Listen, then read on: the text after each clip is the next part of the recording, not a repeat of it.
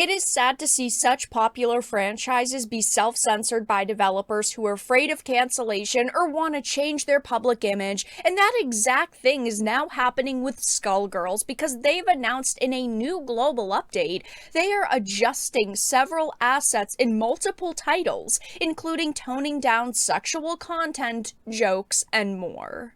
I have a few different things that I want to show off, but before we get into the topic, if you enjoy the content that I create, please make sure to subscribe to the channel and hit the notification bell.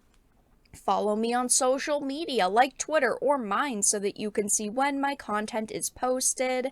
And of course, if you do really enjoy the videos and the live streams that I create, please consider becoming a Dark Titan via Patreon or a supporter via YouTube memberships. So this all started just yesterday when I'm recording this video because this big tweet went up and it has blown up. It's got over 1.4 million views at this point. Tons of people are talking about it and are extremely upset at these decisions.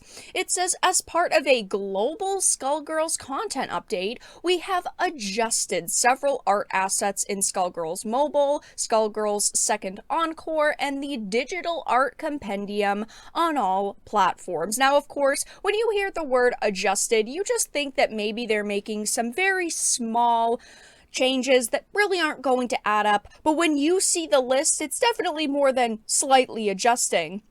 They are completely altering and editing. I mean, there are lists of things that they are changing here. So it starts off with saying, hey everyone, as you might have known, Skullgirls has had a long and colorful history shaped by a variety of contributors over the years. As we look ahead towards the future, we have reflected upon past decisions regarding certain content that has undermined the many things that make Skullgirls truly unique and special. As such, as part of our most recent round of updates across all platforms, we have decided to make some changes to certain legacy content in the spirit of better reflecting our values and our broad vision for Skullgirls moving forward. Now, they have changed a ton of content here. So it says that there were families that were always intended to evoke imagery from an oppressive militant regime. We felt that the way they manifested, most notably via red armbands, flags, and symbolism, was too close for comfort, especially given the unfortunate reality that some of these hate groups are still active in various respects to this day. Now, by this mentality, that means that there could be no video games, movies, any content out there that depicts Nazis, because that's what they're referring to, right? There are characters in military uniform that have red bands around their arms. Clearly, they are referring to the NZs, and by this logic, that means we can't have any content at all that, even slightly refers to this group. Then you have character sexualization and agency. While Skullgirls is no stranger to characters that confidently express their sexuality, there are instances in the game where characters are fetishized and or have sexualization imposed on them.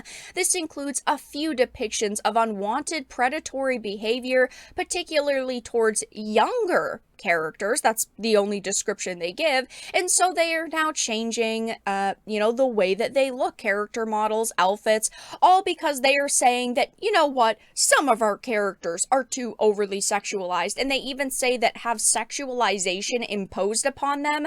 All of these characters technically do, given they are fictional characters in a fictional world. Somebody had to create them. Somebody had this image in mind when, they were making them and designing them. So technically, don't they all? I mean, these, lists and this reasoning is just, it's dumb, plain and simply. Then you get into racial sensitivity. While there are numerous playful references to pulpy themes that we feel respectfully allude to certain stereotypes, we believe some content was made in poor taste. We are talking about jokes here, about the way that fictional characters look, things that have been in these games for years at this point. It's already bad enough when developers go forward and make new games and just new content in general, right? And self-censor themselves and tone down the content because people are expecting a certain level of, in this case, fan service, humor, things like that. But it's even worse when you are going back to a game, and games, plural, because they're doing it to multiple here, that have released over the past decade, because you already own them. It's not like you can get refunds. It's not like us as consumers, we can do anything about it because you already own the game. They even give people who are not going to like these changes the middle finger, basically, because they say, we of course realize that some members of the Skullgirls community may disagree with these changes, either in terms of how we chose to address them or whether they were in fact issues that warranted addressing in the first place, which of course they didn't. Please know that all of these choices have been made following careful consideration and lengthy discussion. So clearly they're saying, screw you if you don't like our changes. If you're part of this community and you disagree with them, this is an absolutely terrible way to, explain to people, hey, we're making changes, because yes, there are going to inevitably be people that are upset, but you are now pushing away potential future customers because you basically said, you know what? It doesn't matter to us if you like it or not. We knew there were going to be people who were going to revolt against this. And oh boy, there are people on social media are furious over these changes. It's like if, Koei Tecmo took fan service out of Atelier. Let's be honest, there are RPG elements in those games, but one of the biggest draws is fan service. There's a lot of RPGs out there, and they got popular because of their anime fan service, and that's okay. If they decided tomorrow to modernize all of the character models to be more realistic, aka toned down sex appeal, the games would be dead. It also reminds me of Tumblr. They banned all of the adult content and it died. They can't expect Skullgirls to stay alive when they are removing main components of what Skullgirls is known for. And the worst part about all of this is that they are doing this clearly to appeal to a new group of people, right? There had to be some individuals out there complaining about this. Those people are still not going to buy your game because the titles have been out for a decade now, right? When you go to Google and you type in Skullgirls, you're still going to see that imagery. You're still going to see old playthroughs of the game with that content. And most of these people are either going to see that and go, I don't want to touch this, even though it's been changed, or they're not going to support it because that content was previously in the game and they still aren't going to want to support you. So this is a lose-lose all around. Now, this whole situation really won't come as a surprise given the controversy that happened a few years ago. If you don't know, I'll try to sum it up really quickly, but Mike Zymont, who was the project lead and designer, had allegations levied towards him, leading to an internal investigation at Lab Zero Games.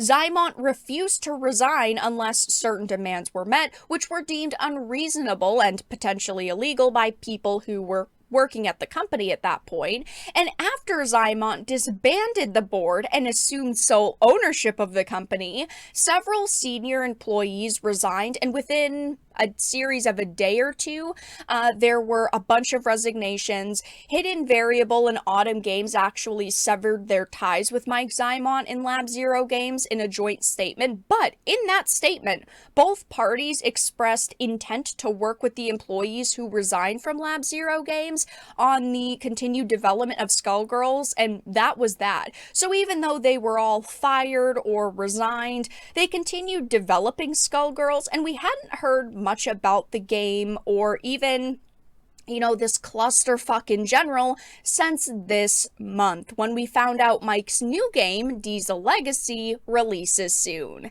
In my opinion, the developers on Skullgirls wanted to do this months ago, and they were waiting for the timing. So they made this giant announcement to basically give him the finger and give anyone who still supported him the finger. That is my 2 cents. I don't know for sure, but clearly, I mean, this article about him was posted only 14 days ago. It's like they had a plan in place for when he eventually decided to announce a new game, or maybe they scrambled to put this list together. Either way, it seems very, very particularly timed, and people on social media are, of course, really not happy about this. Let's just read a handful of the comments.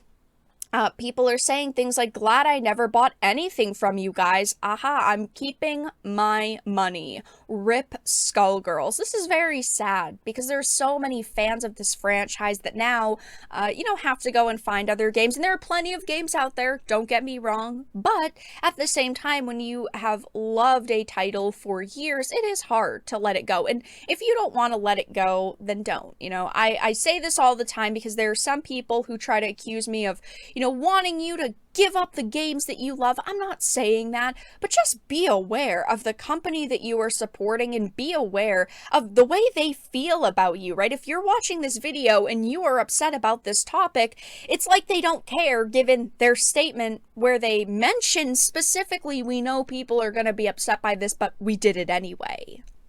So do people get a refund for the game now that it is no longer the game they paid for? Unfortunately not. That is the sad reality of it. You basically just have to keep it in your library and move on from it. It is sad to see that this whole situation has happened. I'm sure in the next few days they're going to release new statements trying to kill some of the backlash, which I think in turn is going to make it heat up more. But yes, at this point in time, they are doing this big global Skullgirls content update, and they are self-censoring a massive amount of their content.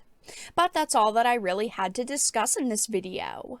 Let everyone know your thoughts in the comment section down below. If you enjoyed this and of course found it important and informative, please make sure to give it a like, share it, and subscribe to the channel. And of course, if you didn't, make sure to give it a dislike. I appreciate your support either way, but I will talk to you all again in the next video really soon.